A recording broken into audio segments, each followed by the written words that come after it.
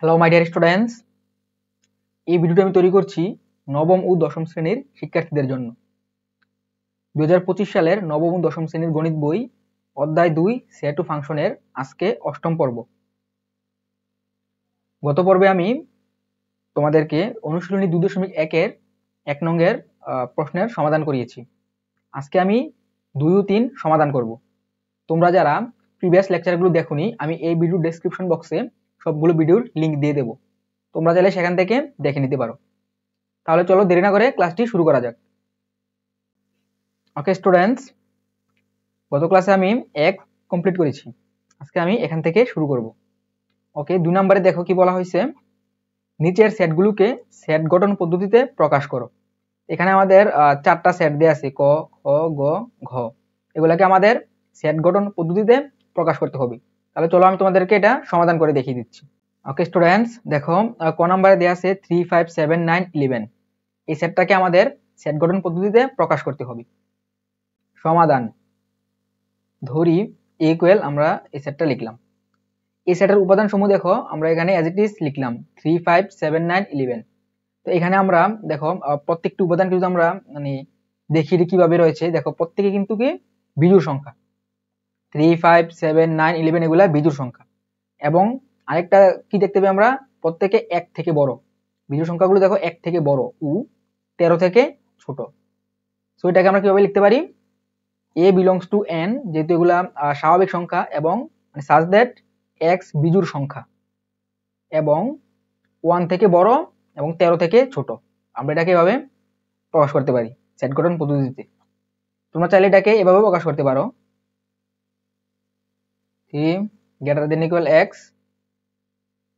11 less than equal x, এভাবে তোমরা প্রকাশ করতে পারো। ওকে, খ নাম্বার প্রবলেমটি দেখো, সেটের মধ্যে উপাদানগুলো হচ্ছে 1, 2, 3, 4, 6, 9, 12, 18, 36। আচ্ছা, আমরা প্রিভিয়াস লেকচারে কিন্তু একটা সেট এরকম দেখছিলাম, তাই না? দেখো তো তোমাদের চেনা চেনা লাগতেছে কিনা। ওকে, সমাধান দেখো, a ইকুয়াল, আমরা সেটটি এজ ইট ইজ লিখলাম। এই সেটের উপাদান সমূহ দেখো, আমরা দেখতে পাই এগুলা কি 36 এর গুণনীয়ক, তাই না? 36 এর গুণনীয়কের সেটটা কিন্তু এমন ছিল, প্রিভিয়াস লেকচারে কিন্তু আমরা বের করছিলাম 36 এর গুণনীয়ক।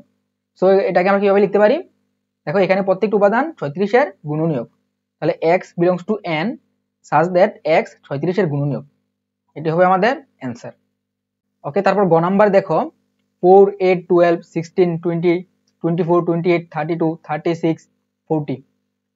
আর ধরি ইকুয়াল, আমরা একটা এটাকে সেট হিসেবে প্রকাশ করলাম, কারণ এই সেটের উপাদান সমূহ এজ ইট ইজ আমরা লিখলাম। তো এগুলোর মধ্যে দেখো তো কোনো মিল পাওয়া যায় কিনা। প্রত্যেকটা দেখো 4 4 করে বাড়তেছে, 4 এর পরে 8, 8 এর পরে 12, 12 এর পরে 16, 4 4 করে বাড়তেছে, তাই না? আর সর্বোচ্চ কত, এখানে সর্বোচ্চ হচ্ছে 40 আর সর্বনিম্ন 4। এটাকে আমাদেরকে একটা শর্তের মাধ্যমে প্রকাশ করতে হবে।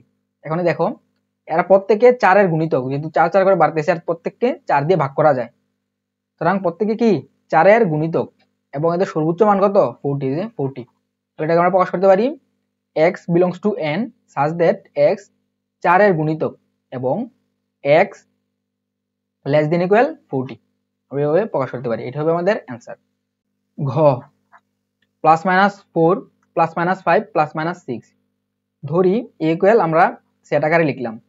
এখানে a সেটের উপাদান সমূহ +-4 এজ ইট ইজ লিখলাম, এরা পূর্ণ সংখ্যার সেট। এটা কিন্তু পূর্ণ সংখ্যা কিন্তু আমরা এভাবে প্রকাশ করে থাকি, তাই না? দেখো, অর্থাৎ এসব পূর্ণ সংখ্যার বর্গ এবং ঘন উক্ত সেটের অন্তর্ভুক্ত হবে। আমরা পূর্ণ সংখ্যার যে সেটগুলা মানে প্রিভিয়াস ক্লাসগুলো সলভ করছি, সবগুলা কিন্তু এই যে x² x³ এরকম শর্তের মাধ্যমে থাকবে, তাই না? সুতরাং এটাকে আমরা ট্রাই করব ওইভাবে সলভ করা যায় কিনা। তাহলে দেখো, এই সেটের উপাদান সমূহের প্রত্যেকটির বর্গ এবং গণ করে পাই। আমরা এই সেটের উপাদানগুলোকে 4কে বর্গ এবং গণ করলাম, স্কোয়ার করলে কত হয় 16, কিউব করলে 64, 5কে স্কোয়ার করলে 25, কিউব করলে +-125, 6কে স্কোয়ার করলে 36, কিউব করলে +216 এবং -216। তাহলে দেখো এই সেটের উপাদান সমূহ হলো, এখানে উপাদানগুলো লিখলাম আমরা, ঠিক আছে? বর্গ করার পর যে উপাদানগুলো এগুলো লিখলাম। এমন হলে এগুলাকে আমরা কিভাবে প্রকাশ করতে পারি, নির্ণয় set x belongs to Z such that x square greater than or equal 16 এবং x cube less than or equal 216। তাহলে এইভাবে লিখলে আমরা এই সেটটা আমরা এটা পেয়ে যাব। সো এটাই হবে আমাদের অ্যান্সার। ওকে স্টুডেন্টস, তারপর দেখো 3 নাম্বার। এ একটা সেট দেয়া আছে, এর উপাদানগুলো দেয়া আছে, বি সেট এর উপাদানগুলো দেয়া আছে, সি সেটের উপাদানগুলো দেয়া আছে। হলে নিচের সেটগুলো নির্ণয় করো। দেখো ক নাম্বার কি দেয়া, বি বাদ সি। খ এ ইউনিয়ন বি। গ এ ইন্টারসেকশন সি। ঘ A union B intersection C. ও A intersection B union C. চলো আমরা এগুলা সলভ করি। স্টুডেন্টস ক নাম্বার সমাধান দেখো, দেয়া আছে আমরা তিনটা সেট এজ ইট ইজ লিখলাম। তাহলে ফার্স্টে আমরা ক বি বাদ সি নির্ণয় করব।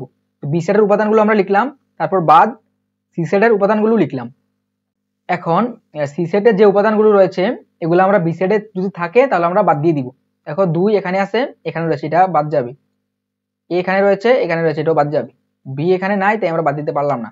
এখন এই বি সেটে আর যা থাকবে এটা হবে আমাদের অ্যান্সার। তাহলে 1 রয়ে গেছে, সুতরাং 1 হবে অ্যান্সার। খ নাম্বার এ ইউনিয়ন বি। এখন এ সেটের উপাদানগুলো আমরা লিখলাম, তারপর ইউনিয়ন সাইন, তারপর বি সেটের উপাদানগুলো লিখলাম। এখানে ইউনিয়ন থাকলে কি হবে, সবগুলো উপাদান নিয়ে আমাদের নতুন সেটটা তৈরি হবে। এই সেটটা সবগুলো উপাদান নিয়ে তৈরি হবে। তাহলে ফার্স্টে আমরা 1 লিখলাম, তারপর 2 লিখলাম, তারপর আমরা এখানে 3 লিখলাম, তারপর 4, তারপর এ। এটি হবে আমাদের অ্যান্সার।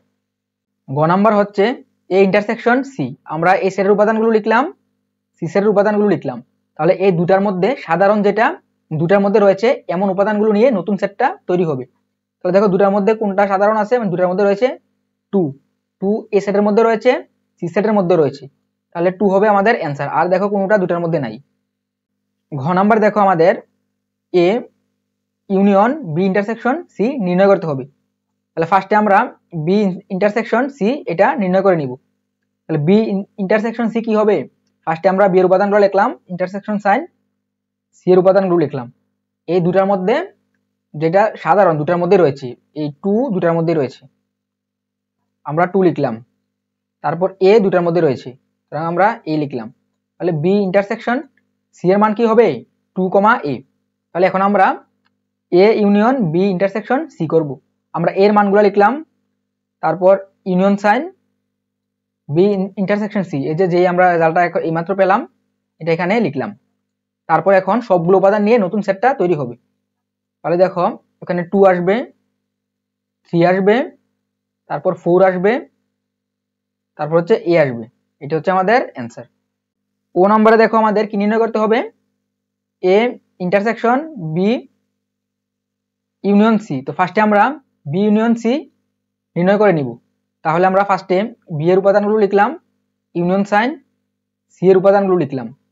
তো এখন আমরা সবগুলো নিয়ে নতুন একটা সেট তৈরি করব। এখানে 1, 2 এ বি সবগুলো নিয়ে আমরা একটা নতুন সেট তৈরি করলাম।